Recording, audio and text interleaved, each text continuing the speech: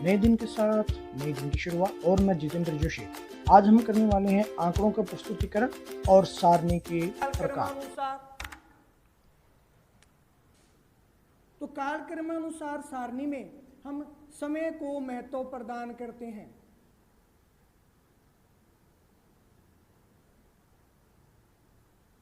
यहां समय किस रूप में होता है? वार्षिक, मासिक,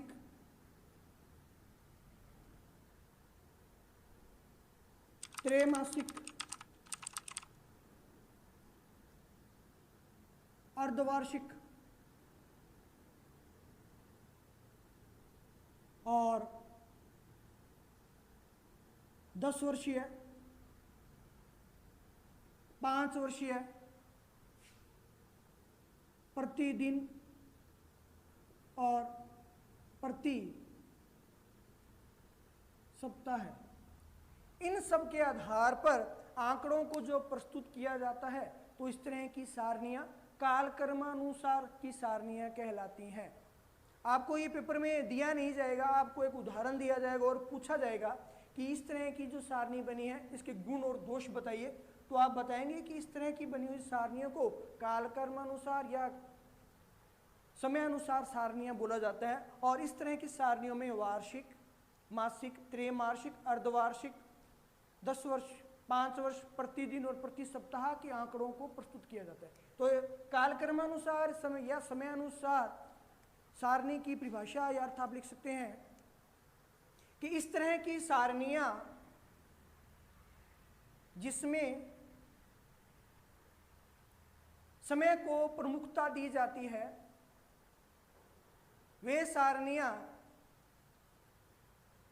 कालानुसार या समयानुसार सारणियां कहलाती हैं। जैसे वार्षिक समय, मासिक, त्रैमासिक, अर्धवार्षिक। त्रैमासिक का समझ गए होंगे, 3 महीनों का एक क्वार्टर बना लिया जाता है। अर्धवार्षिक यानी कि 6 महीने के आधार पर।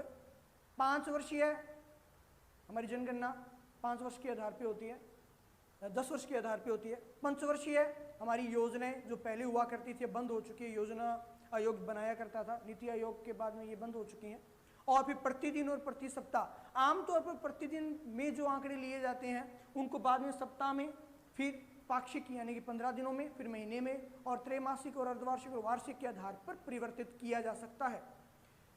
अब कालक्रमानुसार सारणी की ग्रामीण, यहां 1991, 1995, सन 2000, 2005, 2010 ये जो है वो 5 वर्षों की एक सारणी ली है। ये वार्षिक भी हो सकती है। और यहाँ कोई एक आंकड़ा है जो ये बता रहा है कि शहरी जनसंख्या उस समय कितनी रही होगी। तो शहर की जनसंख्या 1991 में कितनी थी और 1995 में जो है वो जनसंख्या बढ़ के कितनी हो गई होगी, और फिर सन 2000 में जो है वो जनसंख्या कितनी रही होगी, और उसके बाद में 2005 या 2010 में कितनी हो गई होगी। क्योंकि वैसे तो जनगणना जो 10 वर्षों की होती है, लेकिन हम 5 वर्षों के आधार पर यहाँ एक आंकड़ा ले सकते हैं। तो इस तरह की जो सारणियां बनेगी वो होगी कालक्रमानुसार या समय अनुसार बनने वाली सारणियां। ये जो है वो पंचवार्षिक या पंचवर्षीय सारणी है। आप इसका भी एक स्क्रीनशॉट ले लीजिए, यानी कि स्थान संबंधी सारणी। इस तरह की सारणियों में महत्व दिया जाता है स्थान विशेष को, स्थान विशेष को। जैसे कि एक देश, राज्य, जिला, तहसील, पंचायत, और अगर बड़े स्तर पे बात करें तो महाद्वीप भी इसमें शामिल किया जाता है। परिभाषा लिख लीजिए इसका कि स्थान संबंधी सारणी क्या होती है। वो सारणी वो सारणी जो किसी स्थान विशेष को प्रदर्शित करे या स्थान विशेष से संबंधित गुणों को प्रदर्शित करे, वो सारणी स्थानिक या स्थानानुसार सारणी कहलाती है। जैसे महाद्वीप, देश, राज्य, जिला, तहसील, पंचायत, इनसे संबंधित जो भी आंकड़े प्रस्तुत किए जाएंगे वो स्थानिक होंगे। उदाहरण देख लेते हैं सारणी के रूप में इसका।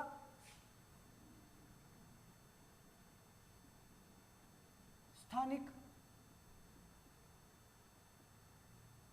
सारणी, यहां मैं लेता हूं देश और यहां लेता हूं मैं एपीएल और बीपीएल और इनका योग। यहां उत्पादन भी हो सकता है, किसी फसल का उत्पादन को प्रदर्शित किया जाए तो उस तरह की सारणी भी यहां पे बन सकती है कि गेहूं का उत्पादन कितना हुआ, किसी खनिज का उत्पादन किसी देश में कितना रहा, उससे संबंधित आंकड़े भी प्रस्तुत किए जा सकते हैं। यहाँ बात करते हैं देश, जैसे कि भारत देश, श्रीलंका,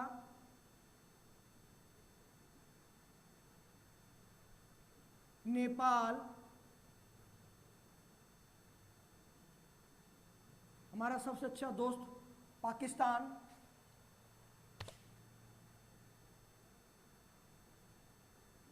ब्राजील और कोरोना फैलाने वाला चीन।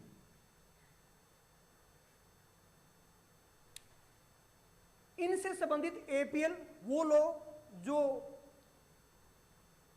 निर्धनता रेखा से ऊपर की श्रेणी में है। यहां मैं एपीएल और बीपीएल की जगह निर्धनता रेखा और निर्धनता रेखा से ऊपर की श्रेणी भी लिख सकता था, शॉर्ट में लिखा एपीएल और बीपीएल, और उनका योग कि भारत देश में कितने एपीएल हैं कितने बीपीएल हैं। भारत के आंकड़े तो आप छोड़ ही दीजिएगा क्योंकि यहाँ तो अधिकतर बीपीएल आपको पता है कौन है, तो ये आंकड़ा हमेशा ज़्यादा ही रहता है और ये आंकड़ा हमेशा कम रहता है।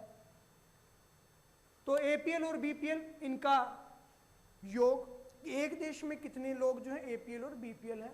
श्रीलंका में कितने हैं, नेपाल में कितने हैं, पाकिस्तान में कितने हैं, ब्राजील हालांकि अमेरिकन कंट्री है लेकिन इसका उदाहरण जानबूझ के मैंने लिया है क्योंकि ये कुछ ना कुछ इसका जो अर्थव्यवस्था है वो भारत के अकॉर्डिंग ही है। यहाँ भी बहुत अधिक गरीबी है। और चीन का भी इसलिए लिया है कि चीन प्रस्तुत नहीं करता है अपनी निर्धनता को, लेकिन वास्तव में वहाँ भी जो है वो 40% के लगभग जनसंख्या निर्धनता रेखा के नीचे निवास करती है, यानी कि बीपीएल की श्रेणी में आती है। इसके बाद में हम इनका यहाँ योग करते जाते हैं कि ये जो है इनका सभी का योग आ रहा है और फिर यहाँ से फिर योग प्रस्तुत होगा कि पूरे विश्व में एपीएल लोग कितने हैं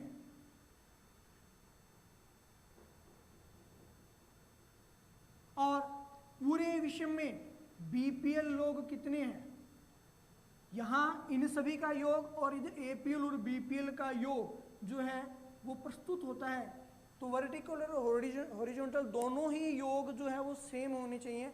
अगर सेम नहीं है तो कहीं ना कहीं त्रुटि है। तो इसका मतलब क्या हुआ कि प्रत्येक सारणी आपको आसानी कर देती है, आपका कार्य आसान कर देती है कि आप किस लेवल पे जा रहे हैं और आप कितनी गलतियां कर रहे हैं, और अगर गलती नहीं कर रहे हैं तो वो भी आपको पता लग जाएगा कि क्या गलती है और क्या गलती नहीं है। आप इसका स्क्रीनशॉट ले लीजिए। ये सारणी के रूप में आपके 4 प्रकार हो गए, मात्रात्मक, गुणात्मक, कालक्रमानुसार और स्थानिक। और जो स्थानिक की भी सारणी बनाई है आप इसका स्क्रीनशॉट ले लीजिए। वीडियो आपको कैसा लगा कमेंट सेक्शन पे जाके जरूर लिखें। वीडियो को लाइक शेयर करें, सब्सक्राइब भी करें चैनल को और बेल आइकन भी प्रेस करें।